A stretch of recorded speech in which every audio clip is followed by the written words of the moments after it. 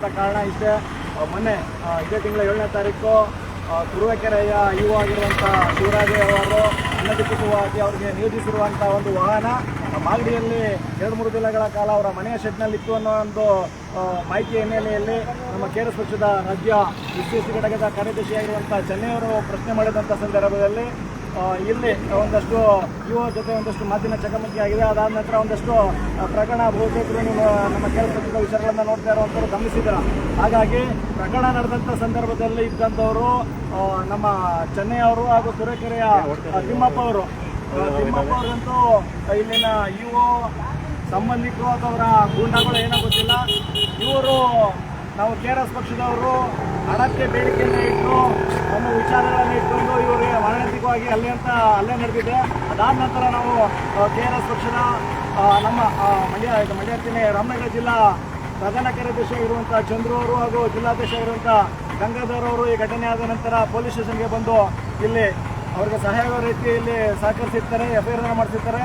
ತದನಂತರದಲ್ಲಿ ಅಕ್ಯೂಸ್ಗಳ ವಿರುದ್ಧವಾಗಿ ಮಾನಸಿಕವಾಗಿ ಹಲ್ಲೆ ಮಾಡಿರೋರ ವಿರುದ್ಧವಾಗಿ ಕಂಪ್ಲೇಂಟ್ ಕೊಟ್ಟಿದ್ದು ಸಹ ನಮ್ಮ KRS ಪಕ್ಷದ ಪದಾಧಿಕಾರಿಗಳ ವಿರುದ್ಧವಾಗಿ ಮರುದೂರು ಕೊಟ್ಟಿರುವಂಥದ್ದು. ಅದರಲ್ಲೂ ಈ ಒಂದು ಪ್ರಕರಣದಲ್ಲಿ ಹಾಜರಿರದ ಘಟನೆ ನಡೆದ ಸ್ಥಳದಲ್ಲಿ ಹಾಜರಿರದ ರಾಮನಗರ ಜಿಲ್ಲಾ ಪ್ರಧಾನ ಕಾರ್ಯದರ್ಶಿ ಹಾಗೂ ಜಿಲ್ಲಾ ಅಧ್ಯಕ್ಷರನ್ನು ಇವತ್ತು ಆರೋಪ ಮಾಡಿ ಅವರನ್ನು ಈ ಒಂದು ಪ್ರಕರಣದಲ್ಲಿ ಸಿಕ್ಕಿಸಿದ್ದಾರೆ.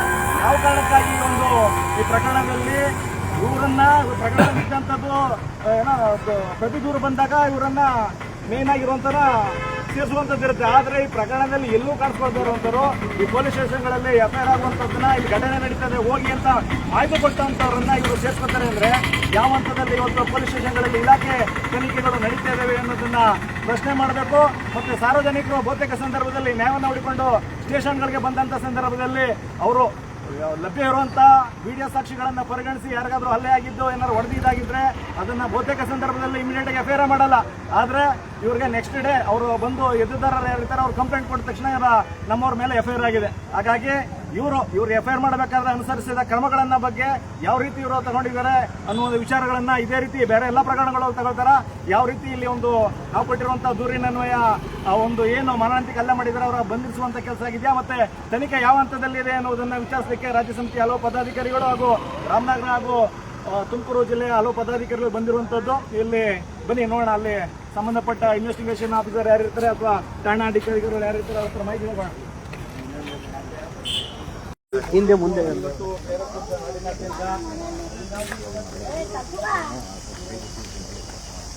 ಹಾಗಾಗಿ ಇಲ್ಲಿ ಮೇಲ್ನೋಟಕ್ಕೆ ಕಾಣುವಂಥದ್ದು ಬಹುತೇಕ ಸಂದರ್ಭದಲ್ಲಿ ಯಾರು ದೂರು ಕೊಟ್ಟಾಗ ಪ್ರತಿ ದೂರು ಕೊಡುವಂಥದ್ದು ಸಾಮಾನ್ಯ. ಆದರೆ ನಾವು ದೂರು ಕೊಟ್ಟಿರುವಂಥದ್ದು KRS ಪಕ್ಷದವ್ರ ಮೇಲೆ ಆಗಿರುವಂತಹ ಮಾನಹಾನಿ ಆಲ್ಮೋಸ್ಟ್ ಒಂದು 7 ದಿನ ಆಗಿದೆ. ಹಾಗಾಗಿ ಇಲ್ಲಿನ ಠಾಣಾಧಿಕಾರಿಗಳು ಮತ್ತು ಇಲ್ಲಿನ ಇನ್ವೆಸ್ಟಿಗೇಷನ್ ಆಫೀಸರ್ ಅವರು ಯಾವ ಹಂತದಲ್ಲಿ ತನಿಖೆ ಇದೆ ಅನ್ನೋ ಮಾಹಿತಿಯನ್ನು ಕೇಳಬೇಕು ಅಂತ ನಾವು ಇವತ್ತು ಬಂದಿದ್ದೀವಿ. ನೋಡೋಣ ಯಾರಿದ್ದಾರೆ ಅಂತ.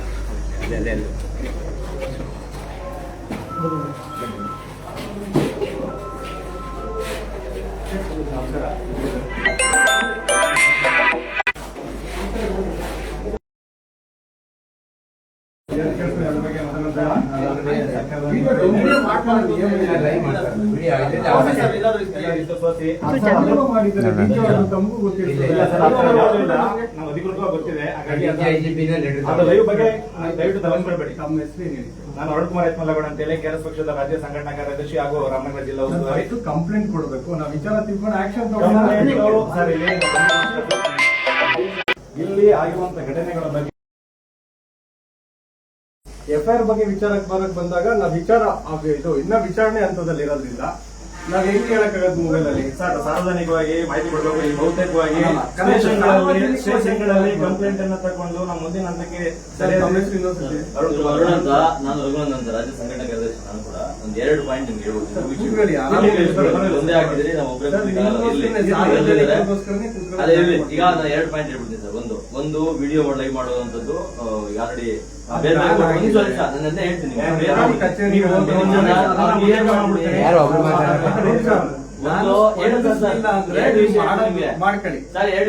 ಒಂದು ಸಾದ್ಮೇಲೆ ನೀವು ವಿಡಿಯೋ ಮಾಡ್ಕೊಳ್ಳಿ, ಸ್ಪಂದಿಸ್ತಿಲ್ಲ ಅಂದ್ರೆ ವಿಡಿಯೋ ಮಾಡ್ಕೊಳ್ಳಿ. ಕಲ್ಸಿ ಈಗ ನಾನು 2 ವಿಷಯ ಹೇಳ್ಬಿಡ್ತೀನಿ. ಇಲ್ಲಾಂದ್ರೆ ನೋಡಪ್ಪ ನಾನು ಏನು ಮಾಡಕ್ಕಾಗಲ್ಲ. ಅರ್ಥ ಮಾಡ್ಕೊಳ್ಳಿ.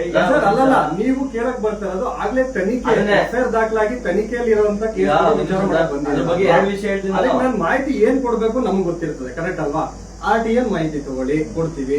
ಕೇಸ್ ಇನ್ನ ವಿಚಾರಣೆ ಹಂತದಲ್ಲಿದೆ. ಆ ವಿಚಾರಣೆ ಹಂತದಾಗಿ ಚಾರ್ಜ್ ಶೀಟ್ ಆದ್ಮೇಲೆ ಅದನ್ನು ನಿಮ್ಗೆ ಮಾಹಿತಿ ಕೊಡ್ತೀವಿ. ಗೊತ್ತಿಲ್ಲ, KRS ಒಂದು ಎಫ್ಐಆರ್ ಆಗಿದೆ, ಅದು ಗೊತ್ತು. KRS ಪಕ್ಷದವ್ರು ಕೊಟ್ಟಿರೋ ಕಂಪ್ಲೇಂಟ್ ಮೇಲೂ ಒಂದು ಎಫ್ಐಆರ್ ಆಗಿದೆ. KRS ಪಕ್ಷದ ಮೇಲೆ ಕೆಲವೊಂದು ಏನು ಜನಗಳಿದ್ದಾರೆ ಅವ್ರ ಮೇಲೂ ಕೊಟ್ಟಿದ್ದಾರೆ, ಮೆಂಬರ್ಸ್ ಮೇಲೆ, ಅದನ್ನು ಒಂದು ಎಫ್ಐಆರ್ ಆಗಿದೆ. ಅದ್ರ ಬಗ್ಗೆ ನನಗೆ ಮಾಹಿತಿ ಇದೆ. ಮಾತಾಡ್ಬೋದು ಸರ್ ನಾನು? ಬಟ್ ಅದನ್ನ ವಿಚಾರಣೆ ಹಂತದಲ್ಲಿದೆ. ಅದ್ರ ಬಗ್ಗೆ ಮಾಹಿತಿ ನಾವು ಓರಲ್ ಆಗಿ ಇದ್ರಲ್ಲಿ ಹೆಂಗ್ ಕೊಡಕ್ಕಾಗುತ್ತೆ? ಈಗ ನಾನು ಮಾತಾಡೋದ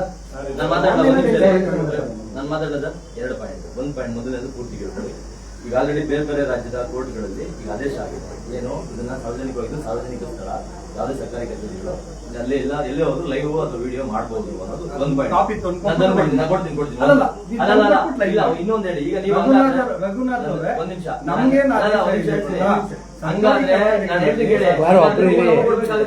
ಮಾಡಬಾರ್ದು ಅಂತ ಸುತ್ತ ಸರ್ಕಾರದ ಸುತ್ತೋಲೆ ಏನೋ ಚೀಫ್ ಸೆಕ್ರೆಟರಿ ಅವರು ಹೊರಡಿಸಿರುವಂತದ್ದು 15 ಜುಲೈ 2022 ಬಿಜೆಪಿ ಸರ್ಕಾರ ಇದ್ದಂತ ಸಂದರ್ಭದಲ್ಲಿ ಸರ್ಕಾರಿ ಕಚೇರಿಗಳಲ್ಲಿ ವಿಡಿಯೋಗ್ರಫಿ ಫೋಟೋಗ್ರಫಿ ಮಾಡುವಂತದ್ದು ಅಪರಾಧ, ಅದನ್ನ ಇವರು ನಿಷೇಧಿಸಲಾಗಿದೆ ಅಂತ ಕೊಡ್ತಾರೆ. ಆದ್ರೆ ಜನರಿಂದ ಬಂದಂತ ಒಂದಷ್ಟು ಏನೋ ಅದರ ವಿರೋಧ ಬಂದಂತ ಹಿನ್ನೆಲೆಯಲ್ಲಿ ರಾತ್ರೋರಾತ್ರಿ ಆ ಒಂದು ಆದೇಶವನ್ನು ವಾಪಸ್ ತಗೊಳ್ತಾರೆ. ಇವತ್ತು ಹೇಳ್ತಿದ್ರೆ 22 ಜುಲೈ 15 2022 ಇಸ್ವಿಯಲ್ಲಿ ಸುತ್ತೋಲೆ ಇದೆ, ದಯಮಾಡಿ ತರ್ಸ್ಕೊಂಡು ನೋಡಿ. ಎರಡನೇ ವಿಷಯ ಅದು ಕ್ಲಿಯರ್ ಪಾಯಿಂಟ್ ಏನಂದ್ರೆ, ನಾವು FIR ಬಗ್ಗೆ ವಿಚಾರಣೆ ಬಗ್ಗೆ ಕೇಳಕ್ ಬಂದಿಲ್ಲ ಸರ್. ನಾನು ಹೇಳೋದು ಸಾಮಾನ್ಯವಾಗಿ FIR ನೀವು ಮೊದಲು ಮಾಡುವಾಗ ಅನುಸರಿಸಬೇಕಾದ ಅಥವಾ ನೀವು ಅನುಸರಿಸುವ ಕ್ರಮಗಳ ಬಗ್ಗೆ ನಾನು ಕೇಳಲಿಕ್ಕೆ ಬಂದಿಲ್ಲ ಅಷ್ಟೇ. ಇದು ಪರ್ಟಿಕ್ಯುಲರ್ ಈ ವಿಚಾರವಾಗಿ ನೀವು ವಿಚಾರಣೆ ಹಂತದಲ್ಲಿದೆ ಅಥವಾ ಏನ್ ವಿಚಾರಣೆ ಮಾಡಿದೀರಾ, ಎಲ್ಲಿದೆ ಆ ತರ ನಾವು ಕೇಳ್ತಾ ಇಲ್ಲ ಇಲ್ಲಿ. ನಾವು FIR ನೀವು ಮಾಡ್ಬೇಕೀಗ, ಏನು FIR ಮಾಡ್ತೀರಾ ಅದಕ್ಕೆ ನೀವು ಅನುಸರಿಸಿರುವಂತ ಕ್ರಮಗಳು ಮತ್ತೆ ಅನುಸರಿಸಬೇಕಾದಂತ ಕ್ರಮಗಳು ಏನು ಅನ್ನೋ ನಮ್ಗೆ ಸಾಮಾನ್ಯ ನಮ್ಗೆ ಗೊತ್ತಿಲ್ಲ ಇರೋ ಕಾರಣಕ್ಕೆ ನಾವು ನಿಮ್ಮನ್ನ ಕೇಳ್ತಾ ಇದೀವಿ. ಈಗ ಯಾರೇ ಕಂಪ್ಲೇಂಟ್ ಕೊಟ್ರು, ಇವಾಗ MNC ಆಗಿದೆ ಅವ್ರ ವಿಚಾರದಲ್ಲಿ, ಕಂಪ್ಲೇಂಟ್ ದಾರರು ಬಂದು ಕಂಪ್ಲೇಂಟ್ ಕೊಟ್ಟಿದ್ದಾರೆ. ಕಂಪ್ಲೇಂಟ್ ಏನಿರುತ್ತೋ ಅದನ್ನ ನಾವು ತಗೊಬೇಕಾಗ್ತದೆ, ವಿಚಾರಣೆ ಮಾಡಿ ಆಮೇಲೆ ಚಾರ್ಜ್ ಶೀಟ್ ಕೊಡ್ಬೇಕಾಗ್ತದೆ. ಇಷ್ಟೇ ಅನುಸರಿಸೋದು. ಈಗೇನೋ ಸ್ವಲ್ಪ ಇವಾಗ ಯಾರೋ ಬಂದು ಕೊಡ್ತಾರೆ, ನಮ್ ಡೌರಿ ಅರೇಂಜ್ಮೆಂಟ್ ಇದೆ ಅಂತ ಕೊಡ್ತಾರೆ ಕೆಲವರು ವುಮೆನ್ಸ್ ಮಂದಿ. ನಾವು ಡೌರಿ ಅರೇಂಜ್ಮೆಂಟ್ ಆಗಿದೆಯಾ ಅಂತ ವಿಚಾರ ಮಾಡೋದು ಯಾವಾಗ FIR ಫಸ್ಟ್ ದಾಖಲೆ ಮಾಡ್ಕೊಬೇಕು. ಆಮೇಲೆ ಏನ್ ಅರೇಂಜ್ಮೆಂಟ್ ಆಗಿದೆ ಅವ್ರಿಗೆ ಅಂತ ಎಲ್ಲಾರನ್ನು ಕರೆದು ಅವ್ರಿಗೆಲ್ಲ ನೋಟಿಸ್ ಕೊಡ್ತೀವಿ. ನೋಟಿಸ್ ಕೊಟ್ಟು ವಿಚಾರಣೆ ಮಾಡ್ತೀವಿ. ಇವಾಗ ಇವ್ರ ಮೇಲೆ FIR ಆಗಿರ್ತದೆ, ನೋಟಿಸ್ ಕೊಟ್ಟು ವಿಚಾರ ಮಾಡ್ತೀವಿ. ವಿಚಾರಣೆ ಮಾತ್ರದಲ್ಲಿ ಅಯ್ಯೋ ಇದೆಯಾ ಸತ್ಯ ಅಸತ್ಯಗಳ ಬಗ್ಗೆ ತಿಳ್ಕೊಂಡು ಆಮೇಲೆ ಚಾರ್ಜ್ ಶೀಟ್ ಕೊಡ್ತೀವಿ. ನೀವು ಫಸ್ಟ್ FIR ಮಾಡಿ ಆಮೇಲೆ ತನಿಖೆ ಮಾಡೋದು ಇದೆ. ಪೋಕ್ಸೋ ಈ ತರದೆಲ್ಲ ಈ ತರದ ವಿಷಯಗಳಲ್ಲಿ ನೀವೇನು 352, 351 ಈ ತರದೆಲ್ಲ ಏನ್ ಮೆನ್ಷನ್ ಮಾಡಿದ್ರೆ ಈ ವಿಷಯಗಳಲ್ಲಿ ಪ್ರಿಲಿಮಿನರಿ ಇದು ತನಿಖೆ MLC ಮಾಡಿಸ್ಕೊಂಡ್ ಬಂದಿದ್ದಾರೆ. MLC ಮಾಡಿಸಿ ವಿಡಿಯೋಸ್ ಇದೆ, ನೀವಿರೋದು ಇದೆ, ಅವ್ರಿರೋದು ಇದೆ, ಕರೆಕ್ಟಾ? ವಿಡಿಯೋಸ್ ನೀವೇ ಕೊಟ್ಟಿದ್ದೀರ ನಮಗೆ. ಅವ್ರೇನ್ ಹೇಳ್ತಾರೆ, ಫಸ್ಟ್ ನಾವ್ ಹೊಡೆದ್ವಿ, ಅವ್ರು ನಮ್ಗೆ ಹೊಡೆದ್ರು, ಅದಕ್ಕೆ ನಾವ್ ನಿಮ್ಗೆ ಹೊಡೆದ್ವಿ ಅಂತಾರೆ. ಅದು ಒಂಥರ ಇದ್ರು ಅಂತ ನಾವು ಕೊಟ್ಟು ತಗೊಂಡಿದೀವಿ. ಅದರ್ಸ್ ಇಷ್ಟ ಜನ ಇದ್ರು, ಇವ್ರು ಇಷ್ಟ ಜನ ಇದಾರೆ, ತನಿಖೆ ಮಾಡಿ ಹೊಡೆದಿದ್ದಾರ ಆಮೇಲೆ ನೋಡ್ಬೇಕಲ್ವಾ. ಇವ್ರು ಹೊಡೆದಿದ್ದಾರೆ ಅಂತ ಬಂದ್ರು ನಾವು ಅವತ್ತೇ ಕಂಪ್ಲೇಂಟ್ ತಗೊಂಡ್ವಿ. ಕಂಪ್ಲೇಂಟ್ ಒಳ್ಳೇದು. ಅವರು ನಾವು ನಮ್ಮ ಪಕ್ಷದವ್ರ ಮೇಲೆ ತಿಮ್ಮೇಶ್ ಅವ್ರ ಮೇಲೆ ಮತ್ತೆ ತಿಮ್ಮಪ್ಪ ಮತ್ತು ರಜೆಯವ್ರ ಮೇಲೆ ಇರುವಂತ ಸಾಕ್ಷ್ಯಗಳನ್ನ ನೀವು ಪರಿಗಣಿಸಿ ಇಮಿಡಿಯೇಟ್ ಆಗಿ FIR ಆಗಿರೋದು ತುಂಬಾ ಒಳ್ಳೆ ಕೆಲಸ. ಅದು ಯಾರೇ ಆಗಿರ್ಲಿ, ಇವರು ಅಂತಲ್ಲ ಇನ್ನೊಬ್ರು ಯಾರೇ ಆಗ್ಲಿ. ಆದರೆ ಈ ಪ್ರಕರಣ ನಡೆದಂತ ಸಂದರ್ಭದಲ್ಲಿ ಇವರಿಬ್ಬರೇ ಇದ್ದು, ಯಾರು ತಿಮ್ಮಪ್ಪ ಮತ್ತು ಚೆನ್ನೈ ಅವರು. ಇಲ್ಲಿ ಪ್ರಕರಣ ಆಗಿದೆ, ಈ ತರಕ್ಕೇನು ತೊಂದರೆ ಆಗಿದೆ ನಮ್ಮವ್ರಿಗೆ ಅಂತ ಹೇಳಿ ನಮ್ಮ ರಾಜ್ಯ ಸಮಿತಿಗೆ ಮಾಹಿತಿ ಬಂದಂತ ಸಂದರ್ಭದಲ್ಲಿ ಅವತ್ತು ತಾನೇ ನಾವು ಹೊಸದಾಗಿ ಜಿಲ್ಲಾ ಸಮಿತಿ ಆಗಿರುತ್ತೆ, ಅಲ್ಲಿನ ಜಿಲ್ಲಾಧ್ಯಕ್ಷ ಆಗಿರುವಂತ ಇಲ್ಲಿನ ಮಾಗಡಿಯವರಾದಂತ ಗಂಗಾಧವರು ಜಿಲ್ಲಾಧ್ಯಕ್ಷರು ಮತ್ತೆ ಪ್ರಧಾನ ಕಾರ್ಯದರ್ಶಿ ಆದಂತ ಚಂದ್ರಶೇಖರ್ TC ಅವ್ರಿಗೆ ನಾವು ಮಾಹಿತಿ ಹೇಳ್ತೀವಿ. ಅವ್ರಿಗೇನೋ ಒಂದು ಸಮಸ್ಯೆ ಆಗಿದೆ, ಅಲ್ಲಿ ಹೋಗಿ ಅವ್ರ ಜೊತೆ ನಿಲ್ಲಿ ಅಂತ ಹೇಳಿರ್ತೀವಿ. ಆ ಸಂದರ್ಭದಲ್ಲೇ ನಿಮ್ಮ ಇಲಾಖೆಗೆ ಅವರು 112ಗೆ ಫೋನ್ ಮಾಡಿ ಹಿಂಗೇನೋ ಘಟನೆ ಆಗಿದೆ ಹೋಗಿ ಅಂತ ಹೇಳಿದ್ರೆ ನಿಮ್ಮ ದಪ್ಪದವರು ಕೂಡ ಹೋಗಿ ಬಂದಿದ್ದಾರೆ. ಘಟನೆಯಲ್ಲಿ ಇಲ್ಲದೇ ಇರುವಂತವರು ಈಗ ನಿಮ್ಗೆ ಇಲ್ಲಿ ಬಂದು ಅವರಿಗೆ ಸಹಾಯಕ್ಕಾಗಿ ನಿಂತು ಅದೇನೋ ಅವ್ರಿಗೆ MLC ಮಾಡಿಸ್ಬೇಕು, ಇನ್ನೊಂದು ಮಾಡಿಸ್ಬೇಕು, ದೂರ ದಾಖಲಾಗಿ ಅದು ಆಗಿರುವಂತದ್ದು. ಅದಾದ ಮೇಲೆ ನೆಕ್ಸ್ಟ್ ಡೇ 8ನೇ ತಾರೀಕು ನೀವೇನೆ ಅವರನ್ನ ಕರೆದಿ ಬನ್ನಿ ಸ್ಥಳಕ್ಕೆ, ಅಪಘಾತ ಆಗಿರುವಂತ ಇದು ಘಟನೆ ನಡೆದಿರುವಂತ ಸ್ಥಳಕ್ಕೆ ಹೋಗೋಣ, ಹಾಜರು ಮಾಡಬೇಕು ಅಂತ ಹೇಳಿ ಕರೆದಿದ್ದಾರೆ. ಅವರು ಬಂದು ಸಹಕರಿಸಿದ್ದಾರೆ. ಹೌದು, ಬಂದು ನಾನ್ ಕರೆದಿಲ್ಲ, IO ಯಾರಿದ್ದಾರೆ ಇನ್ವೆಸ್ಟಿಗೇಷನ್ ಆಫೀಸರ್ ಬಂದು ಕರೆದಿರ್ತಾರೆ. ಒಳ್ಳೇದು, ನಾವು ಸಹಕರಿಸಿದೀವಿ. ಇವರ ದಾಖಲೆ ಮಾಡಿರ್ತಾರೆ, ಪ್ರಕರಣದಲ್ಲಿ ಇರ್ಲಿಲ್ಲ, ಇವರಿಬ್ರು ಮಾಡಿರ್ತಾರೆ, ಆ ಪ್ರಕರಣದಲ್ಲಿ ಇರ್ಲಿಲ್ಲ, ಅದರಲ್ಲಿ ನಮ್ಮವರೆಲ್ಲ ನಾವು ಅಂತ ಹೇಳಕೋಬಿಡಿ. ಯಾಕಂದ್ರೆ ನಾನು ವಿಚಾರಣೆ ಇಲ್ಲ, ಅದೇನಂದ್ರೆ ಯಾರು ದಾಖಲೆ ಮಾಡಿದ್ರು ವಿಚಾರಣೆ ಮಾಡಿ ಅವರು ಬಂದು ಸಹಕರಿಸಿದ್ದಾರೆ. ಅದಾದ್ಮೇಲೂ ಕೂಡ ಇವರು ಸ್ವಾಭಾವಿಕ ಕೇಳುವ ರೀತಿ ಯಾವ್ದಾರು ಕಂಪ್ಲೇಂಟ್ ಯಾವ್ದಾದ್ರು ಬಂದಿದೆಯಾ ಸರ್ ಅನ್ನೋ ತರಕ್ಕೆ ಕೇಳಿರ್ತಾರೆ. ಇಲ್ಲ ಸರ್ ಆ ತರದ್ದು ಯಾವ್ದು ಮಾಹಿತಿ ಇಲ್ಲ, ಬಂದಿಲ್ಲ ಅಂತ ಹೇಳಿರ್ತಾರೆ. ಯಾವ್ದು 8ನೇ ತಾರೀಕು ಆಯ್ತಾ, 8ನೇ ತಾರೀಕು ಯಾವ್ದು ಇಲ್ಲ ಅಂತ ಹೇಳಿರ್ತಾರೆ. ಅದೇ ನಿಮ್ದು 7ನೇ ತಾರೀಕು ಆಗಿದ್ದ, 7ನೇ ತಾರೀಕು ರಾತ್ರಿ ಹೊತ್ತು ಎಫ್ಐಆರ್ ಆಗಿರೋದು. ಇವ್ರು ಅವತ್ತೇ ಕೊಟ್ರು, ಅವತ್ತೇ ಕಂಪ್ಲೇಂಟ್. 8ನೇ ತಾರೀಕು ಮಹಾಜರ್ ಮಾಡ್ಬೇಕು, ಸ್ಥಳ ಮಹಾರಾಜು ಮಹಾಜರ್ ಮಾಡ್ಬೇಕು ಅಂತ ಬಂದ ಸಂದರ್ಭದಲ್ಲಿ ಇವರೆಲ್ಲ ಬಂದು ಸಹಕರಿಸಿದ್ದಾರೆ. ಅದೇ ಒಂದು ಸಂದರ್ಭದಲ್ಲಿ ಒಂದು ಲೋಕನಾಡಿ ತರ ಕೇಳೋ ತರಕ್ಕೆ ಯಾವ್ದಾರ ಇದೆಯಾ ಅಂತ ಕೇಳಿದ್ದಾರೆ. ಯಾವ್ದು ಇಲ್ಲಪ್ಪ ಅಂತ ಹೇಳಿದ್ರೆ ಯಾವ್ದಾರ ಪ್ರತಿ ದೂರು ಬಂದಿದ್ಯಾ ಅನ್ನೋ ತರಕ್ಕೆ. ಹೌದು, ಅವ್ರು ಲೇಟ್ ಆಗಿ ಬಂದ್ ಕೊಟ್ಟಿದ್ದಾರೆ. ನಾನು ಅದನ್ನೇ ಹೇಳಿದೀನಿ ಚಂದ್ರಶೇಖರ್ ಅವ್ರಿಗೆ, 8ನೇ ತಾರೀಕು ಲೇಟ್ ಆಗಿ ಬಂದ್ ಕಂಪ್ಲೇಂಟ್ ಕೊಟ್ಟು, ಲೇಟ್ ಆಗಿ ಬಂದ್ ಸರಿ ಸರ್ ಆಯ್ತು, ಕಂಪ್ಲೇಂಟ್ ಕೊಟ್ರು. MLC ಬಂತು, ನಮ್ಗೆ MLC ಬಂತು ಅನ್ಕೋತೀನಿ. ಅಲ್ಲ, ಲೇಟ್ ಆಗಿ ಬಂದ್ ಕಂಪ್ಲೇಂಟ್ ಕೊಟ್ಟಿದ್ದಾರೆ. ಅಲ್ಲಿ ಜಾಸ್ತಿ ಇವರು ಯಾವ್ದೇ ತಿಮ್ಮಪ್ಪ ಅವರು ಯಾವ್ದೇ ಸಂದರ್ಭದಲ್ಲಿ ಅವರಂತ ರವೇಶ ಸತ್ಯಗಳಿಂದ ಕೆಟ್ಟಾಗಿ ಬೈಕೊಂಡು ಹೊಡೆದರೂ ಕೂಡ ಯಾವ್ದೇ ಸಂದರ್ಭದಲ್ಲಿ ಕೈ ಎತ್ತಿಲ್ಲ. ಆದ್ರೆ ನನಗೆ ಇರುವ ಮಾಹಿತಿ ಪ್ರಕಾರ ಯಾವುದೋ ಸೋಷಿಯಲ್ ಮೀಡಿಯಾದಲ್ಲಿ ಯಾರೊಬ್ರು ಕರೆಸ್ಪಾಂಡೆಂಟ್ ವಿಡಿಯೋ ಮಾಡಿರುವಂತ ಒಂದು ವಿಡಿಯೋನ ಆಧರಿಸಿ ನೋಡಿದ್ರೆ ಇವರು ನಮ್ಮವ್ರು ಯಾವ್ದು ಕೈ ಮಾಡಿರುವಂತ ವಿಚಾರಗಳೇ ಇಲ್ಲ. ಹಾಗಾಗಿ ಇವರು ಪ್ರತಿ ದೂರು ಕೊಡುವಂತದ್ದು ಇರುತ್ತೆ, ಕೊಡ್ಲಿ. ತಗೊಂಡಂತ ಸಂದರ್ಭದಲ್ಲಿ ವರ್ಸ್ಟ್ ಕೇಸ್ ಅಲ್ಲಿ ಆ ಒಂದು ಘಟನೆಯ ಭಾಗವಾಗಿದ್ದಂತ ಚೆನ್ನಯ್ಯ ಮತ್ತು ತಿಮ್ಮಪ್ಪರ ಮೇಲೆ ತಗೊಳ್ಳುವಂತದ್ದು ಸಾಮಾನ್ಯ. ಅದು ಗೊತ್ತಿದೆ. ನೀವು ವಿಚಾರಣೆ ಮಾಡಿ ಫಸ್ಟ್ ನೀವು ಕೊಟ್ಟಿರುವಂತ ಕೇಸನ್ನ ಸಂದರ್ಭದಲ್ಲಿ ಅನುಸರಿಸುವ ಕ್ರಮಗಳು ಯಾವುದು? ಅದನ್ನೇ ಹೇಳಕ್ ಬಿಡಿ. ಅವ್ರೇನ್ ಹೇಳ್ತಾ ಇದಾರೆ, ಫಸ್ಟ್ ಗಲಾಟೆ ಆಯ್ತು, ಅವ್ರು ಕೊಟ್ಟಿರೋದೇ ಅದು. ಈ ಘಟನೆ ಇವ್ರನ್ನ ಕರ್ಕೊಂಡ್ಬಂದು ಏನ್ ನೀವು ವಿಡಿಯೋ ಪ್ರೊಡ್ಯೂಸ್ ಮಾಡಿದಿರಲ್ಲ, ಅದಕ್ಕಿಂತ ಮುಂಚೆ ಅವ್ರು ಗಲಾಟೆ ಮಾಡಿದ್ರು, ಅವ್ರಿಬ್ರು ಹೊಂಟೋದ್ರು, ಇವ್ರಿಬ್ರು ನಾವ್ ಇಟ್ಕೊಂಡ್ಬಿಟ್ಟು ಜಗಳ ಮಾಡಿದ್ರು ಅಂತ ಕೊಟ್ಟಿದ್ದಾರೆ. ಅದಕ್ಕೆ ನಾವ್ ಏನ್ ಮಾಡಕ್ಕಾಗಲ್ಲ. ಅವ್ರು ಏನ್ ಕಂಪ್ಲೇಂಟ್ ಕೊಡ್ತಾರೋ ತಗೊಂಡಿದ್ದೀವಿ, ವಿಚಾರಣೆ ನಾವ್ ಮಾಡ್ತೀವಲ್ಲ, ನಾವ್ ವಿಚಾರಣೆ ಮಾಡ್ತೀವಿ ಅಂತಾನೆ ಹೇಳ್ತಾರೆ. ಒನ್ ಸೈಡೆಡ್ ಆಗ್ಬಿಟ್ಟು ಪರವಾಗಿಲ್ಲ ಸರ್. ಇವಾಗ ಇವರು ಬಂದು ಇಲ್ಲಿ ಸಹಕರಿಸಿದ್ದಾರೆ. ನೀವೇ ಅರುಣ್ ಸರ್ ಇದೀರಿ, ಅವ್ರು ಮಾತಾಡ್ತಿದ್ದಾರೆ, ಯಾರೋ ಮಾತಾಡ್ಬೇಡಿ, ಅವ್ರೊಬ್ರು ಕರೆಕ್ಟ್ ಆಗಿ ಮಾತಾಡ್ತಿದ್ದಾರೆ. ಇವಾಗ 10 ಜನದ ಹೆಸರು ಮೇಲೆ ಯಾರೋ ಒಬ್ರು ಕಂಪ್ಲೇಂಟ್ ಕೊಟ್ಟಿರ್ತಾರೆ. ವಿಚಾರಣೆ ಮಾಡಾದ್ಮೇಲೆ ತಾನೇ ಈ 10 ಜನದಲ್ಲಿ ಯಾರ ಅಪರಾಧಿಗಳು, ಯಾರ ನಿರಪರಾಧಿಗಳು, ಸತ್ಯ ಏನು ಅಸತ್ಯತೆ ಏನು ಅಂತ ನಾವು ತನಿಖೆ ಮಾಡಿ ಹೇಳ್ತೀವಿ. ಮುಂಚೆನೆ ಹೆಂಗ್ ತನಿಖೆ ಮಾಡೋದು? ಇಮಿಡಿಯೇಟ್ ಆಗಿ ಅವ್ರು ಕೊಟ್ಟ ತಕ್ಷಣನೇ ಹೆಂಗ್ ಸರ್ ಮಾಡಕ್ಕಾಗಲ್ಲ? ಇಮಿಡಿಯೇಟ್ ಆಗಿ ಅವ್ರು ಕೊಟ್ಟ ತಕ್ಷಣ ಸಾಕ್ಷಿಗಳು ಈಗ ಹೇಳೋದೆಲ್ಲ ನನ್ ಕ್ಲಾರಿಟಿ ಸಿಕ್ತು, ಸಂಕ್ಷಿಪ್ತವಾಗಿ ಎಲ್ಲ ಹೇಳಿ. ಕೆಲವೊಂದು ಸಂದರ್ಭದಲ್ಲಿ 2 ದಿನ ಆದ್ರೂ ಕೂಡ ಯಾವತ್ತೇ ಇದ್ರು ವಾದ ಪ್ರತಿವಾದ ಮಾಡಕ್ಕೆ ಅವಕಾಶ ಕೊಡ್ಬೇಕು. ನನ್ಗೂ ನೀವ್ ಹೇಳಿದಕ್ಕೆ ಉತ್ತರ ಕೊಡಕ್ ಅವಕಾಶ ಮಾಡ್ಕೊಂಡು ಕೊಡಿ. ನೀವ್ ಹೇಳ್ತಿರೋದು ಸತ್ಯ ಇದೆ. ನಮ್ಗೆ ನಿಮ್ ತರ ಮುಂಚೆನೆ ನೀವ್ ಮಾಡಿದಾರೋ ಇಲ್ವೋ ಅಂತ ಹೆಂಗೆ FIR ಇಲ್ದಲೆ ವಿಚಾರಣೆ ಹೆಂಗ್ ಮಾಡಕ್ ಆಗತ್ತೆ? ಕಂಪ್ಲೇಂಟ್ ಇವರು ಶೀಘ್ರವಾಗಿ ತಗೊಂಡಿದಾರಲ್ಲ, FIR ಮಾಡಿದಾರಲ್ಲ, ಇದೇ ಶೀಘ್ರ ಮಾಡಿದ್ದು ನಿಮ್ಮವ್ರು ಕೊಟ್ಟಿದ್ದು ಕಂಪ್ಲೇಂಟ್. ನಿಮ್ಮವ್ರು ಬಂದಾಗ ಇಲ್ಲ ಎಲ್ಲ ನೀವೇ ಮಾತಾಡ್ರೆ ನಮ್ಗೆ ಮಾತಾಡೋ ಅವಕಾಶ ಸಿಗದೆ.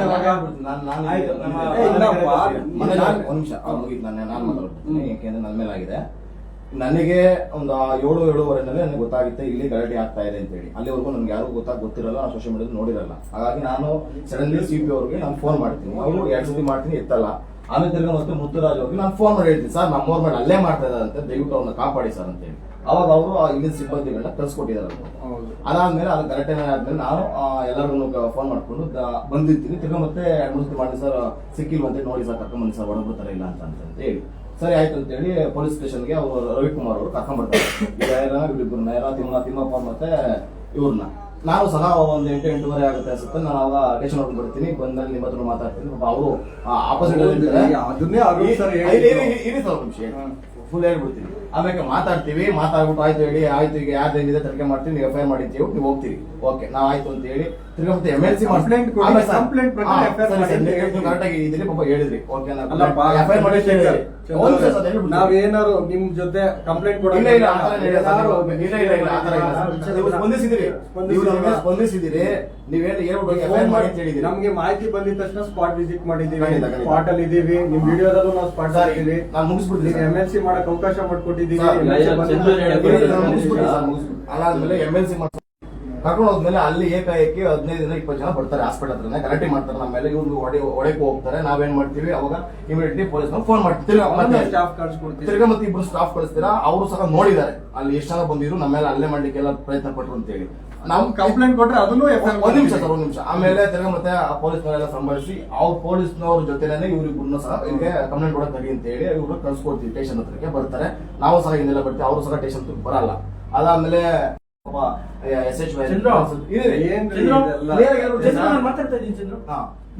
ಯಾರು ಮಾತಾಡ್ತೀರಾ ನೋಡಿ ಸರ್? ಅರುಣ್ ಸರ್ ಯಾರೋ ಒಬ್ರು ಮಾತಾಡೋದ್ರೆ ಮಾತಾಡಿ, ಇಲ್ಲ ಅಂದ್ರೆ ದಯವಿಟ್ಟು ಎಲ್ಲರೂ ಯಾರೋ ಒಬ್ರು ಮಾತಾಡಿದ್ರೆ ಮಾತಾಡ್ತೀರಾ, ಮುಖಂಡ್ರೆ ಯಾರು ಇಲ್ಲಿ ಯಾರೋ ಒಬ್ರು ಮಾತಾಡ್ತೀರಾ, ನನಗೆ ಉತ್ತರ ಕೊಡಕ್ ಅವಕಾಶ ಕೊಟ್ರೆ ಉತ್ತರ ಕೊಡ್ತೀನಿ. ನಿಮ್ಗೆ ಏನ್ ಉತ್ತರ ಬೇಕು ನನಗೆ ಗೊತ್ತಿಲ್ಲ, ನನ್ನ ಉತ್ತರ ನಾನು ಕೊಟ್ಟಿದ್ದೀನಿ.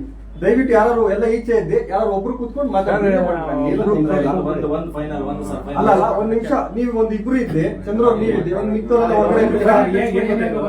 ಇದು ಅಲ್ಲ ನೋಡಿ, ಆಗ್ತಿರುವಂತ ವಿಚಾರಗಳು ಆಯ್ತು, KRS ಪಕ್ಷದ ಮೇಲೆ ಆಗತ್ತೆ ಅಂತಲ್ಲ, ಸಾರ್ವಜನಿಕರ ಮೇಲೆ ಆಗತ್ತೆ. ಯಾವ ತರದ ವಿಚಾರಣೆಗಳಾಗ್ತವೆ, ಯಾವ ಸಂದರ್ಭದಲ್ಲಿ ನೀವು ಕ್ರಮಗಳನ್ನು ಉತ್ತರ ಕೊಡ್ತಾ ಇದ್ದೀನಿ, ನೀವು ಕೇಳಕ್ ಬಿಡ್ತಿರಲ್ಲ. ಏನ್ ಗೊತ್ತಾ, ಇಲ್ಲಿ ಸಾಮಾನ್ಯವಾಗಿ ಒಂದ್ ಹೇಳ್ತೀನಿ, FIR ಮಾಡೋದಕ್ಕೂ ಈಗ 14 ದಿನ ಏನೋ ಟೈಮ್ ಕೊಟ್ಟಿದ್ದಾರೆ ಇವಾಗ ಆಲ್ಮೋಸ್ಟ್. ಹೌದಲ್ವಾ? ಫಸ್ಟ್ ಪ್ರಾಥಮಿಕ ತನಿಖೆ ಮಾಡಿ ಅದು ನಿಜವಾಗ್ಲೂ ಅದು ಸರಿ ಇದ್ರೆ ಅಥವಾ ಅದು ನೀವು FIR ಗೆ ಅದನ್ನೇ ಇದು ಎಲ್ಲಾರ ಮೇಲೂ ಕೊಟ್ಬಿಡ್ತಾರೆ ಅಂತ ವಿಚಾರದಲ್ಲಿ ನೀವು ಫಸ್ಟ್ ಎಂಕ್ವೈರಿ ಮಾಡಿ. ಇದು ಅಟ್ರಾಸಿಟಿನೇ ಅಲ್ಲಿ ಕೊಟ್ಟಿಲ್ವಾ ಅವರು? ಈ ತರ atrocity case counter complaint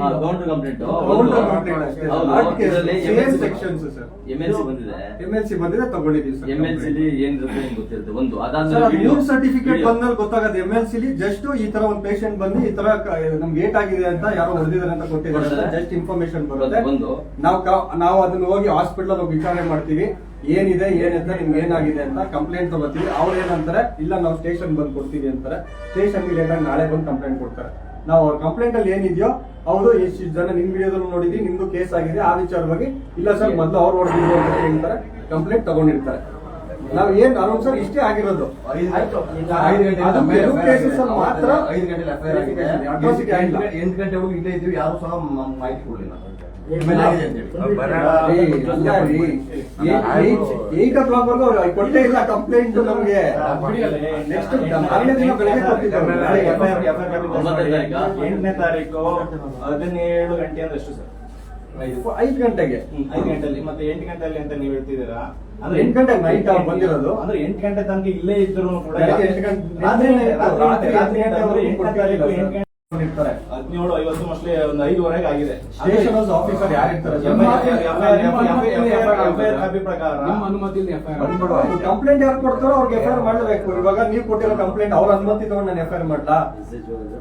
S ನನ್ ಹೌದು SHO ಯಾರು ಇರ್ತಾರೋ. ಇವಾಗ ನಾನೇನೋ ರೌಂಡ್ಸ್ ಹೋಗಿರ್ತೀನಿ, ಇಲ್ಲ ಬೇರೆ ಕೇಸ್ ಮೇಲೆ ಎಂಕ್ವೈರಿ ಮೇಲೆ ಹೊರಗಡೆ ಹೋಗಿರ್ತೀನಿ, ಅವಾಗ ಯಾವ ಸ್ಟೇಷನ್ ಹೌಸ್ ಆಫೀಸರ್ ಚಾರ್ಜ್ ಅಲ್ಲಿ ಇರ್ತಾರಲ್ಲ ಅವರೇ FIR ಮಾಡ್ತಾರೆ. ಅವರೇ FIR ನಮ್ಗೆ ಮಾಹಿತಿ ತಿಳಿಸ್ತಾರೆ. ಇಲ್ಲ ನಮ್ಗಿಂತ ನಾನು ಇಲ್ಲಿ ಸಬ್ ಇನ್ಸ್ಪೆಕ್ಟರ್ ಸಾಹೇಬ್ರು ಇದ್ದಾರೆ, ಇನ್ಸ್ಪೆಕ್ಟರ್ ಇದ್ದಾರೆ. ನಿಜವಾಗ್ಲೂ ನಮ್ಮವ್ರು ಏನಾದ್ರು ಬೇರೆ ಮೇಲೆ ಅಲ್ಲೇ ಮಾಡಿತ್ತು ಅಂದ್ರೆ ಡೈರೆಕ್ಟ್ ಕರ್ಕೊಂಡೋಗಿ ಸ್ಟೇಷನ್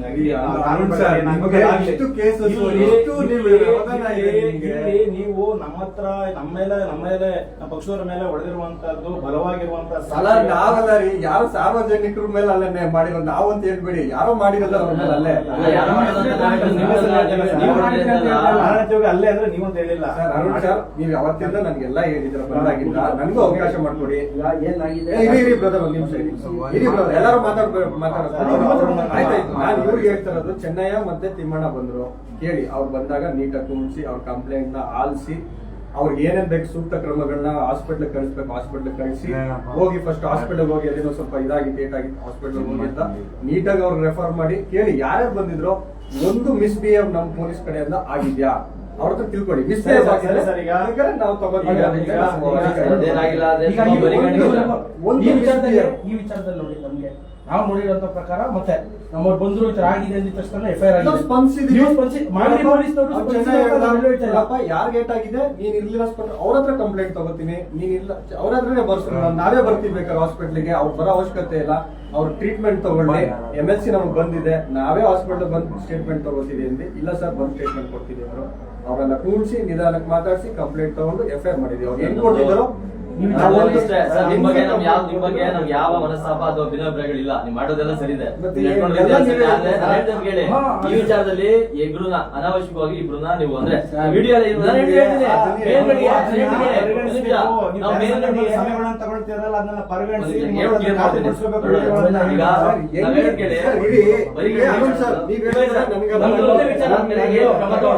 ಅವ್ರ ಮೇಲೆ ಈಗ ತುಂಬಾ ಇದಾಗಿ ಹಲ್ಲೆ ಮಾಡೋದು ವಿಡಿಯೋದಲ್ಲೂ ಇದೆ, ಇದೆಲ್ಲ ಇದೆ.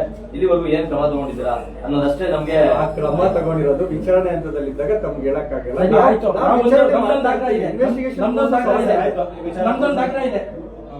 ಅವರು ಹಲ್ಲೆ ಮಾಡಿರೋದು ನೇರವಾಗಿ ವಿಡಿಯೋ ಕ್ಯಾಮ್ರಾದಲ್ಲಿ ರೆಕಾರ್ಡ್ ಆಗಿದೆ ವಿತ್ ಲೈವ್. ಅದನ್ನ ಕ್ರಮ ವಹಿಸಿ ನೀವು ಬಂಧಿಸ್ಬೇಕಿತ್ತು. ಆ ಬಂಧಿಸುವಂತ ಕೆಲಸ ಮಾಡಿ. ಅಲ್ಲಲ್ಲ ಅರೆಸ್ಟ್ ಪ್ರೊಸೀಜರ್ಸ್ ಮಾಡಿದೀವಿ, ಬೇಲ್ ಪ್ರೊಸೀಜರ್ಸ್ ಆಗಿದೆ. ಇಷ್ಟು 7ರಿಂದ 14 ದಿನ, ನಾನು ಹೇಳೋದು ನಿಮ್ಗೆ ಅರ್ಥ 8 ದಿನ ಆಗೋಯ್ತು. 8 ದಿನ ಆಗೋಯ್ತು. ಇಲ್ಲಾಂತಿದ್ರೆ ಇಷ್ಟೊತ್ತಿಗೆ ಬಂಧಿಸ್ಬೋದಿತ್ತು. ನಿಮ್ಮ ಹೆಸರು ಗೊತ್ತಾಗಿಲ್ಲ. ನನ್ನ ಹೆಸರು ಜೀವನ್ ಅಂತ. ರಾಜ್ಯ ಸಂಘಟನಾ ಕಾರ್ಯದರ್ಶಿ. ನಾವು ಕೇಳೋದಿದ್ದು ನಮ್ಗೆ ಅಧ್ಯಕ್ಷ ಸಂಘಟನೆ ಯಾರೇ ಹೌದು, ನಿಮ್ಗೆ ಅದು ಬೇಕಾಗಿಲ್ಲ. ಇಷ್ಟು ದಿನದಲ್ಲಿ ಅವ್ರನ್ನ ಬಂಧಿಸ್ಬಿಟ್ಟಿದ್ರೆ ಮಾಡ್ಕೊಂಡಿರೋರು. ಆದ್ರೆ ಅವ್ರನ್ನ ಹೋರಾಡಕ್ ಬಿಟ್ಟಿರೋದು ತಪ್ಪು. ಯಾಕಂದ್ರೆ ಕಣ್ಣು ಕಾಣೋದು ಅಲ್ಲೇ ಮಾಡಿದ್ದಾರೆ ನಮ್ಮವ್ರ ಮೇಲೆ.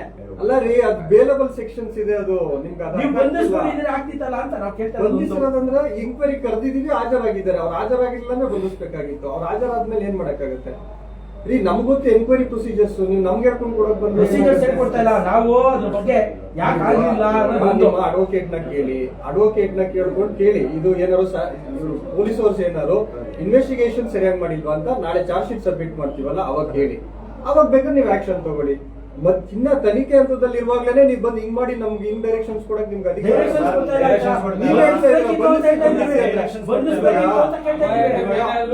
ಯಾವುದೇ ಒಂದು ಪಡಬದ ಹಿತಾಸಕ್ತಿಗಳ ಒತ್ತಡಕ್ಕಾಗಿ ದಯವಿಟ್ಟು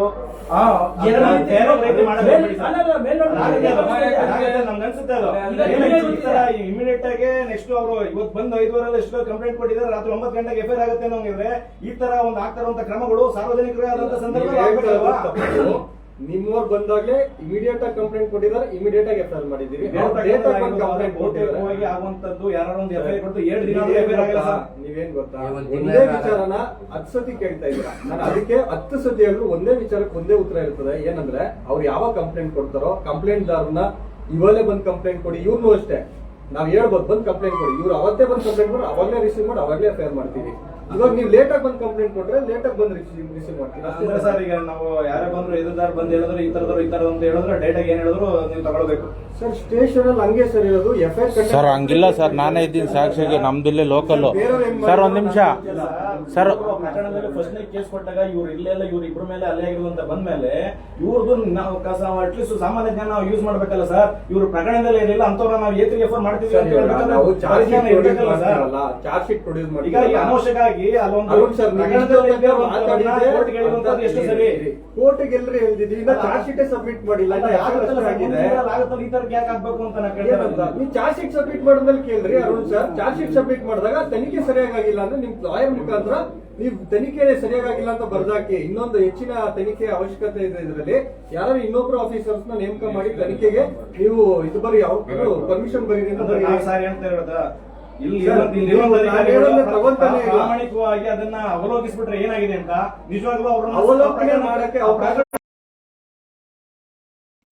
ಇರೋದಿಲ್ಲ ಅಂದ್ರೆ ನೀವ್ ಹೆಂಗ್ ಬಂದ್ರಿ ಅಂತ ಹೇಳ್ತಾರೆ. ತನಿಖೆ ಮಾಡೋದು ಹೆಂಗ್ ಮಾಡ್ಲಿ? ಯಾವ ವಿಚಾರಣೆಗಳನ್ನ ಕೆಲವು ಸಂದರ್ಭದಲ್ಲಿ ವಿಚಾರಣೆಗಳನ್ನ ನಡೆಸ್ಬಿಟ್ಟು ನೀವು ನಿಜವಾಗ್ಲೂ ಸ್ವಲ್ಪ ತಿಳುವಳಿಕೆ ತಗೊಳ್ಳೋದು ಅವಶ್ಯಕತೆ ಇದೆ. ಹೆಂಗಂದ್ರೆ ಇವಾಗ ಅವರು ಯಾರು ನಾವು ತಗೊಳ್ತೀವಿ, ಯಾರು ಚಂದ್ರಶೇಖರ್ ಸಿಡಿಎಸ್ ಏನಿತ್ತು ಅವೆಲ್ಲ ನಮ್ಗೆ ಹೇಳಂಗಿಲ್ಲ ತನಿಖೆ ಹಂತದಲ್ಲಿ ಇದ್ದಾಗ. ಅವಾಗ ನಾವು ತಗೊಂಡು ನಾವು ಏನ್ ಮಾಡ್ಬೇಕು ತನಿಖೆ ಹಂತದಲ್ಲಿ ನೆಕ್ಸ್ಟ್ ಟೈಮ್ ತಗೋತೀವಿ. ಅರ್ಥ ಆಯ್ತಾ? ನೀವು ನನ್ನ ಹತ್ರ ಹೇಳೋ ಅವಶ್ಯಕತೆನೇ ಇಲ್ಲ. ನಮ್ ತನಿಖೆ ಮಾಡೋದು ನಮ್ಗೆ ಗೊತ್ತಿದೆ. ನಾವು ಮಾಡ್ಬಿಟ್ಟು ಚಾರ್ಜ್ ಶೀಟ್ ಪ್ರೊಡ್ಯೂಸ್ ಮಾಡ್ತೀವಲ್ಲ ಅವಾಗ ಪ್ರಶ್ನೆ ಮಾಡಿ. ಈ ಪ್ರಶ್ನೆ ತನಿಖೆ ಹಂತದಲ್ಲಿ ಇದ್ದಾಗನೇ ಪ್ರಶ್ನೆ ಮಾಡೋದು ತಪ್ಪು. ಪಬ್ಲಿಕ್ ಬಂದಿದ್ದೀರಾ, ಪ್ರಶ್ನೆ ಮಾಡ್ತಿದ್ದೀರಾ, ಕೇಸು ಎಫ್ಐಆರ್ ಆಗಿದೆ. ಸಾರ್ವಜನಿಕರ ಮೇಲೆ ನಾನು ನೋಡಪ್ಪ ನನ್ನ ಪ್ರಕರಣದಲ್ಲಿ ನಾನೊಬ್ಬ ಸೇರಿಸಿದ್ರಲ್ಲ ಅಂತ ಹೇಳಿ ಅದು ಮಾನಸಿಕವಾಗಿ ಕುಗ್ಗುವಂತ ಪ್ರಮೇಯಗಳು ಬರ್ತಾರೆ. ಇದಾಗಬಾರ್ದು ಅಂತ ಹೇಳ್ತಾರೆ ಸರ್. ನಮ್ಮವ್ರ ಮತ್ತೆ ಇವನ್ ಸಾಮಾನ್ಯ ಅರ್ಥನೇ ಆಗ್ತಾ ಇಲ್ಲ. ಇವಾಗ ಮಾಡಾದ್ಮೇಲೆ ಅವ್ರದ್ದೇನು ಇದಿಲ್ಲ ಅಂದ್ರೆ, ಪಾತ್ರ ಇಲ್ಲ ಅಂದ್ರೆ ನೀವೇ ಟೆನ್ಷನ್ ತಗೋತೀರಾ. ಪಾತ್ರ ಇಲ್ಲ ಅಂದ್ಮೇಲೆ ನಾವು ತನಿಖೆ ಕರೆಕ್ಟ್ ಆಗಿ ಮಾಡೇ ಮಾಡ್ತೀವಿ.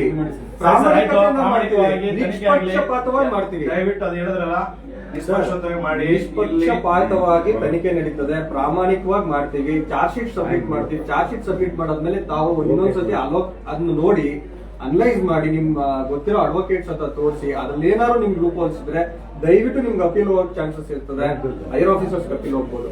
ಅದ್ ಫಸ್ಟ್ ತನಿಖೆ ವಿಚಾರಣೆ ಮಾಡಕ್ ಬಿಡಿ, ಅವಕಾಶ ಮಾಡೋದನ್ನ ಕೊಡಿ. ಮಧ್ಯದಲ್ಲಿ ಯಾವತ್ತೂ ಈ ತರ ಮಾಡ್ತಾ ಇಲ್ಲ ನಾವು ಇದರಲ್ಲಿ ಮಧ್ಯದಲ್ಲಿ ಬರ್ತಾ ಇಲ್ಲ.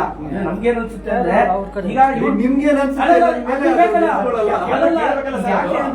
ಬೇರೆಯವ್ರಿಗೂ ಈ ರೀತಿ ಆಗ್ಬಾರ್ದು. ಯಾಕೆಂದ್ರೆ ಪಾತ್ರದಲ್ಲಿ ಏನಾಗಿದೆ ಬೇರೆಯವ್ರಿಗೆ ಆತರ ಆಗ್ಬಾರ್ದು. ಇವಾಗ ಅನ್ಯಾಯ ಆದ್ಮೇಲೆ ಕೇಳೋದು, ಅನ್ಯಾಯನೇ ಆಗಿಲ್ಲ ಇನ್ನ ತನಿಖೆ ಆಗ್ತಿದೆ.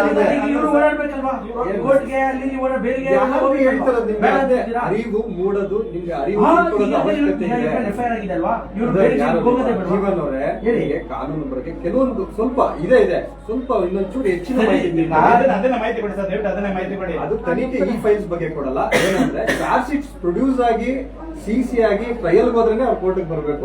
ಅವ್ರು ತಪ್ಪೇ ಇಲ್ಲ ಅಂದ್ರೆ ಯಾಕೆ ಹೋಗ್ತಾರೆ ಕೋರ್ಟ್ಗೆ? ಅಲ್ಲಿವರೆಗೂ ಬೇರೆ ಅವಶ್ಯಕತೆ ಇಲ್ಲ ಇವ್ರಿಗೆ. ಬ್ರದರ್, ನಾವು ಅದು ತನಿಖೆ ನಾವು ಮಾಡ್ತೀವಿ ಸರ್.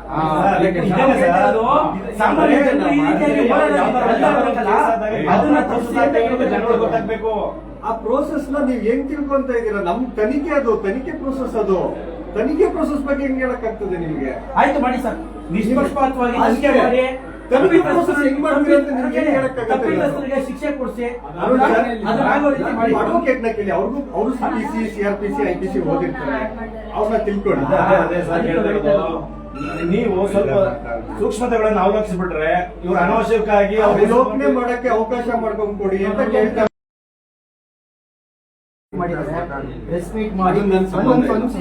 ಅದು ನನ್ನ ಹತ್ರ ಇಲ್ಲಿ ಪ್ರಸ್ತಾಪ ಮಾಡಬೇಡಿ. ಅದು ನನಗೂ ಅದಕ್ಕೂ ಅವಶ್ಯಕತೆ ಇಲ್ಲ. ಇದು ಔಟ್ ಆಫ್ ದಿ ಸ್ಟೇಷನ್ ವಿಚಾರ ಏನಾದ್ರೆ ಪ್ರೆಸ್ ಮೀಟ್ ಬಗ್ಗೆ ನನ್ಗೇನ್ ತಗೊಂಡು ಅರುಣ್ ಸರ್ ಹೇಳಿದ್ ಕರೆಕ್ಟ್ ಆಗಿತ್ತು, ಹೇಳಿ ಅದು ಅವ್ರು ಕೇಳಿದ್ರು ಓಕೆ. ನೀವು ಅದನ್ನ ಏನಕ್ಕೆ ಅಂದ್ರೆ ಕೇಳಿಸ್ಕೊಳ್ಳಿ, ಅವ್ರು ಹೇಳ್ತಾರೆ ನಮ್ಮ ಪತ್ರಿಕೆ ಎಲ್ಲ ಬಂದಿದೆ, ಕೆಎಸ್ ಪಕ್ಷದವರು ಈ ತರಕ್ಕೆ ಅಧಿಕಾರಿಗಳ ಮೇಲೆ ಡಿಫಾಮೇಶನ್ ಕೇಸ್ ಹಾಕೊಳ್ಳಿ ಅವ್ರ ಮೇಲೆ ಹಾಕೊಂಡಿದ್ರೆ ಹಾಕ್ತೀವಿ. ಅದೇ ಅಂದ್ರೆ ಕೆಲವೊಂದು ಸುಮಟ ಕೇಸ್ಗಳನ್ನ ನೀವು ದಾಖಲೆ ಮಾಡ್ಬೇಕಂತ ಅದು ಏನಾಗಿದೆ ಅನ್ನೋದು ಹೇಳ್ತಾ ಇದೀವಿ. ಅವ್ರು ಹೇಳ್ತಾ ಇದಾರೆ ಕೆಎಸ್ ಪಕ್ಷದವರು ಈ ತರ ಟಿ ಶರ್ಟ್ ಹಾಕೊಂಡು ನಗರದಲ್ಲಿ ಏನಾದ್ರು ತಿರುಗಾಡುತ್ತೆ ಆದ್ರೆ ಅವ್ರಿಗೆ ಲೈಟ್ ಕೊಟ್ಬಿಟ್ಟು ಕಟ್ ಹಾಕ್ಬಿಟ್ಟು ಹೊಡಿತೀವಿ ಅಂತ ಹೇಳ್ತಾರೆ. ಅದು ಹೇಳ್ಬೋದು, ಅದನ್ನ ಅದು ಸಮಾಜ ವಿಡಿಯೋ ನಮ್ಮ ಹತ್ರ ಬಂದಿದ್ರೆ ನಾವು ಮಾತಾಡಿದಾರಲ್ಲ, ಯಾರೋ ಒಬ್ರು ಪ್ರೆಸ್ ಮೀಟ್ ಎಲ್ಲೋ ಕುತ್ಕೊಂಡ್ ಮಾಡ್ತಾರೆ. ಇವಾಗ ಕೆಲವು ನೀವು ಮಾಡಿರ್ತೀರ, ನಮ್ ಗಮನಕ್ಕೆ ಬಂದಿರಲ್ಲ. ನಮ್ ಗಮನಕ್ಕೆ ಬಂದ್ರೆ ನಾವು ಮಾಡ್ಬೋದು, ಗಮನಕ್ಕೆ ಬಂದಿಲ್ಲ ನೋಡ್ತೀನಿ ನಾವು. ಅಟ್ಲೀಸ್ಟ್ ಬರೀ ನಾವು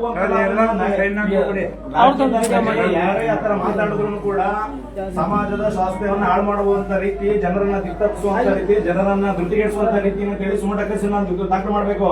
ಸ್ವಯಂ ಪ್ರೇರಿತವಾಗಿ ನಿಮ್ಗೆ ಹೇಳಿದೆ ನಮ್ ಗಮನಕ್ಕೆ ಬಂದಿರೋದನ್ನ ನಾವು ಖಂಡಿತ ಮಾಡ್ತೀವಿ. ನಮ್ ಗಮನಕ್ಕೆ ಬಂದಲೇ ಇರೋದನ್ನ ನಾವ್ ಹೆಂಗ್ ಮಾಡ್ಬೇಕು ಸಾಧ್ಯ?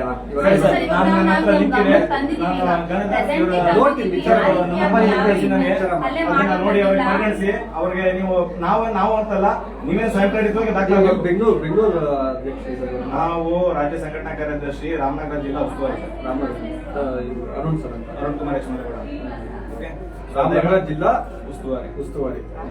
ಹಾಗಾಗಿ ದಯಮಾಡಿ ಸಂಪರ್ಕ ಮಾಡ್ಕೊಂಡಿದ್ದು ನಮ್ಗೆ ಒಳ್ಳೇದಾಯ್ತು. ಆಯ್ತು, ಏನಾದ್ರು ಇದ್ರೆ ಬಂದು ನೀವು ಈ ತರ ಬರೋ ಅವಶ್ಯಕತೆ ಇಲ್ಲ. ನೀವು ಬಂದ್ ಕೇಳಿದ್ರು ನಾನು ಇದೇ ತರ ಉತ್ತರನೇ ಕೊಡ್ತೀನಿ.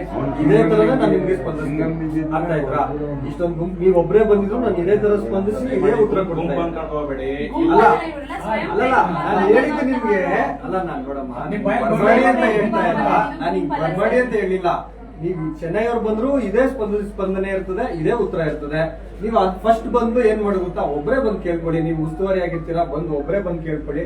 ಅವಾಗ ನಮ್ ಉತ್ತರ ನಿಮ್ಗೆ ಸರಿ ಹೋಗ್ಲಿಲ್ಲ, ನಿಮ್ಗೆ ಇಷ್ಟ ಆಗ್ಲಿಲ್ಲ ಅಂದಾಗ ಬೇಕಾದ್ರೆ ನೀವು ಬರೋ ಅವಶ್ಯಕತೆ ಇರ್ತದೆ. ನಾನು ಆತರ ಹೇಳ್ತಾ ಇರೋದಷ್ಟೇ. ನಿಮ್ಗೂ ಒಂದು ನಾನು ಕೇಳ್ಕೊಂತ ಇರೋದು ಇದೇ ತರ ಎಲ್ಲ ಬಂದ ಅವಶ್ಯಕತೆ ಇಲ್ಲ. ಈ ತರ ಬಗ್ಗೆ ಅದೆಲ್ಲ ಮಾಡೋ ಅವಶ್ಯಕತೆ ಇಲ್ಲ. ಡೈರೆಕ್ಟ್ ಆಗಿ ಬಂದು ಕೇಳಿ. ಏನೋ ಸ್ಪಂದನೆ ಕರೆಕ್ಟ್ ಆಗಿರ್ಲಿಲ್ಲ, ನಮ್ಮಿಂದ ಪ್ರತಿಕ್ರಿಯೆ ಕರೆಕ್ಟ್ ಆಗಿರ್ಲಿಲ್ಲ, ಬರೀ ಬ್ಲಡ್ ಅಷ್ಟೇ ಅಲ್ಲ ಸರ್, ಒಂದು ವಾರ ಏನಾಗಿ ಒಂದು ವಾರ ಇನ್ನೂ ಡಿಸ್ಚಾರ್ಜ್ ಆಗಿಲ್ಲ. ಅಯ್ಯೋ ಯಾರಿದ್ದಾರೆ ಅಂತ ನೋಡ್ತೀನಿ ಕೇಸ್ಗೆ. ಫಸ್ಟ್ ನೀವು ತಕ್ಷಣ ನಾನು ಕಂಪ್ಲೇಂಟ್ ಕೊಟ್ಟರೆ ನಾನು ಹೇಳ್ತೇನೆ ಸರ್, ತಕ್ಷಣವಾಗಿ ನೀವು ಅವ್ರನ್ನ ಕಾನೂನು ಆಯ್ತಪ್ಪ. ನಿಮ್ ಕಂಪ್ಲೇಂಟ್ ನಾವು ಸ್ಪಂದಿಸಿದ್ವಿ. ಒಂದು ಇವ್ರ ಮನೆ ಕಡೆಯಿಂದ ನಾವು ಇದ್ರ ಗುಡ್ ಸರ್ಟಿಫಿಕೇಟ್ ನಿಮ್ದು ತನಿಖೆಗೆ ನಾವು ನೋಟಿಸ್ ಕೊಡ್ತೀವಿ. ಬಂದು ಹಾಜರಾಗಿ ನಿಮ್ದು ಏನೇನು ಹೇಳಿಕೆ ಇದೆ ಎಲ್ಲ ಎಷ್ಟು ದಿನ ಕಾಯ್ಬೇಕು ಸರ್? ಒಂದು ಇದ್ರ ವಿಚಾರದಲ್ಲಿ 3 ಮಂತ್ಸ್ ಚಾರ್ಜ್ ಕೊಡಕ್ಕೆ ಅದು ನಮ್ಮ ಆ ಟೈಮಲ್ಲಿ ನಾವು ತನಿಖೆ ಮಾಡಿ ಮುಗಿಸ್ತೀವಿ. ದಯಮಾಡಿ ಇಲ್ಲಿ ಪೊಲೀಸ್ ಸ್ಟೇಷನ್ ಬರುವಂತವ್ರು ಇಲ್ಲಿ ನ್ಯಾಯ ಸಿಗುತ್ತೆ ಅಂತ ಬರ್ತಾರೆ. ಬಹುತೇಕ ಸಂದರ್ಭದಲ್ಲಿ ನ್ಯಾಯ ಸಿಗಲ್ಲ. ಇಲ್ಲ, ನನ್ ಸ್ಟೇಷನ್ ಅಲ್ಲಿ ನಾನು ಏನ್ ಕರ್ತವ್ಯ, ಬೇರೆಯವ್ರ ಬಗ್ಗೆ ನಮ್ ಬಗ್ಗೆ ಮಾತಾಡ್ಬೇಡಿ. ನನ್ ಸ್ಟೇಷನ್ ನನ್ ಕರ್ತವ್ಯ ಮಾಡಿ ನಿಮ್ಗೆ ಸಿಕ್ಕಿರುವಂತ ಪ್ರಾಮಾಣಿಕ ನಮ್ ಪೊಲೀಸ್ ಇಲಾಖೆಯಲ್ಲಿ ನಾವ್ ಹೆಂಗಿದೆಯೋ ನಮ್ಮ ಮ್ಯಾನ್ಯಲ್ ಪ್ರಕಾರ ನಾವೇನ್ ತನಿಖೆ ಮಾಡೋದು ಖಂಡಿತ ಮಾಡ್ತೀವಿ. ಸರಿ ಸರ್, ನೀವು ಬೇರೆ ವಿಚಾರ ತರಕ್ ಹೋಗ್ಬಿಡಿ, ಬೇರೆಯವ್ರ ಬಗ್ಗೆ ಮಾತಾಡೋದು. ಅದನ್ನ ಮಾತಾಡಿದೀವಿ, ಅವ್ರು ದುಡ್ಡು ಕೊಟ್ಟಿರೋದ್ ಮೇಲೆ ಹಾಕಿದೀವಿ ಅಂತ ಹೇಳ್ತಾರೆ. ಅದೇನ್ ದೊಡ್ಡ ಸಮಸ್ಯೆ ಇಲ್ಲ ಅಂತ ಹೇಳ್ತಾರೆ. ಆದ್ರೆ ಬಹುತೇಕರಿಗೆ ಸಾಮಾನ್ಯರಿಗೆ ಅದು ವಿಚಾರ ಸಮಸ್ಯೆ ಇದೆ ಮಾಡಿ. ಸರ್. ಯಾರೋ ಒಬ್ರು ಕೇಸ್ ಆಗಿದೆ ಅಂತ A3 ಮಾಡಿದಾರೆ ಅಂತ A4 ಮಾಡಿದಾರೆ ಅಂತ ಹೇಳಿರೋದು ಪ್ರಕರಣದಲ್ಲಿ ಹಿಂದೆ ಇರೋದು ಸರ್, ಆ ಪ್ರಕರಣದಲ್ಲಿ ಹಿಂದೆ ಇರುವಂತ ಸ್ಥಳದಲ್ಲಿ ಹಿಂದೆ ಇರುವಂತ ಹ್ಯಾಂಡಪ್ ಮಾಡ್ತೀವಿ ಅಂದ್ರೆ ನಾವು ಸಮಾಜಕ್ಕೆ ಯಾವ ಒಂದು ಮೆಸೇಜ್ ಅನ್ನ ಕೊಡ್ತಾ ಇದೀವಿ, ಪೊಲೀಸ್ ಇಲಾಖೆ ಯಾವ ಒಂದು ಸಂದೇಶ ಕೊಡ್ತಾ ಇದೆ? ಏನ್ ಸಂದೇಶ ಸರ್? ಇವಾಗ ನಾವು ವಿಚಾರ ಮಾಡಿ ಏನಾದ್ರು ತಪ್ಪಾಗಿ ವಿಚಾರಣೆ ಆಗಿದ್ರೆ ಅವಾಗ ಸಂದೇಶ ಹೋಗುತ್ತೆ. ಸರಿ ಸರ್, ವಿಚಾರಣೆ ಆಗ್ದಲೇನೆ ಸಂದೇಶ ನಾವು ಕೇಳ್ತಾ ಇರೋದು ಇಷ್ಟನೇ. ಅರುಣ್ ಸರ್, ನೀವು ಹೇಳಿದ್ ಕರೆಕ್ಟ್ ಆಗಿದೆ. ಆಯ್ತು, ಆ ಇದಕ್ಕೆ ಉತ್ತರ ಸಿಕ್ಕಾಯ್ತು. ತಿರ್ಗಾ ಅದನ್ನೇ ಕೇಳಿದ್ರೆ ಸೇಮ್ ಉತ್ತರ ಇಲ್ಲ ಸರ್, ಆಯ್ತು. ಇರ್ತದೆ. ವಿಚಾರಣೆ ಮಾಡ್ದಲೇನೆ ನೀವು ಸಂದೇಶ ತಪ್ಪಾಗಿದೆ ಅನ್ನೋದು ವರ್ಡ್ ತಪ್ಪು. ಆಯ್ತು. ವಿಚಾರಣೆ ಮಾಡಾದ್ಮೇಲೆ ನಿಮ್ಗೆ ಸಿಗೋ ಸಂದೇಶ ಇರುತ್ತಲ್ಲ, ಅದೇನಾದ್ರು ತಪ್ಪು ಅನಿಸ್ತಾರೆ ಅವಾಗ ನೀವು ಸರಿ ಸರ್, ಈಗ ನನಗೆ ನಿಮ್ಗೆ ಅರ್ಥ ಇರ್ತದೆ. ಪತ್ರಿಕಾಗೋಷ್ಠಿ ಅಲ್ವಾ? ಪತ್ರಿಕಾಗೋಷ್ಠಿ ಪೊಲೀಸ್ ಅವ್ರ ಕೆಲಸ ಏನು? ಯಾರೇ ಕೊಟ್ಟರು ಕಂಪ್ಲೇಂಟ್ ತಗೋಬೇಕು, ವಿಚಾರ ಮಾಡಿ ಸತ್ಯಾಸತ್ಯದ ಬಗ್ಗೆ ತಿಳ್ಕೊಂಡು ಚಾರ್ಜ್ ಶೀಟ್ ಸಬ್ಮಿಟ್ ಮಾಡ್ಬೇಕು ಅನ್ನೋದೇ ಪೊಲೀಸ್ ಇಲಾಖೆಗೆ ಇರುವಂತ ಒಂದು ಕರ್ತವ್ಯ. ಆಯ್ತು ಸರ್, ಅದನ್ನ ಮಾಡಕ್ ಬಿಡಿ. ಅದಕ್ಕೆ ನಮಗೂ ಪೊಲೀಸ್ ಡಿಪಾರ್ಟ್ಮೆಂಟ್ ಬಗ್ಗೆ ನಮಗೂ ಗೌರವ ಇದೆ. ಒಂದಷ್ಟು ನಾವು ಅವ್ರ ಪರವಾಗಿ ನಿಂತಿದ್ವಿ. ಕೆಲವೊಂದು ಸಂದರ್ಭ ಏನು ಬೇಡ, ಒಳ್ಳೇದಕ್ಕೆ ಪರವಾಗಿ ನಿಂತ್ಕೊಳ್ಳಿ, ಕೆಟ್ಟದಕ್ಕೆ ಪರವಾಗಿ ಒಳ್ಳೆದಕ್ಕೆ ಪರವಾಗಿ ನಿಂತಿದ್ದೀವಿ. ನಮ್ಗೂ ನಂಬಿಕೆ ಇದೆ, ನಮ್ಗೆ ನ್ಯಾಯ ಆಯ್ತು, ಅಷ್ಟಿದ್ರೆ ಸಾಕು. ಸರಿ ಸರ್, ಮತ್ತೆ ನಾನು ಅಲ್ಲಿ ಅವ್ರು ಮಾತಾಡಿರೋ ವಿಚಾರವಾಗಿ ನಾನೊಂದು ಲಿಂಕ್ ಕಳಿಸ್ಕೊಡ್ತೇನೆ ಸ್ವಯಂ ಪ್ರೇರಿತವಾಗಿ. Thank you. ಅದು ಹಿರಿಯ ಅಧಿಕಾರಿಗಳಿಗೆ ಕಳಿಸ್ಬಿಡಿ, ಇನ್ನೂ ಒಳ್ಳೇದು. ಆಯ್ತು.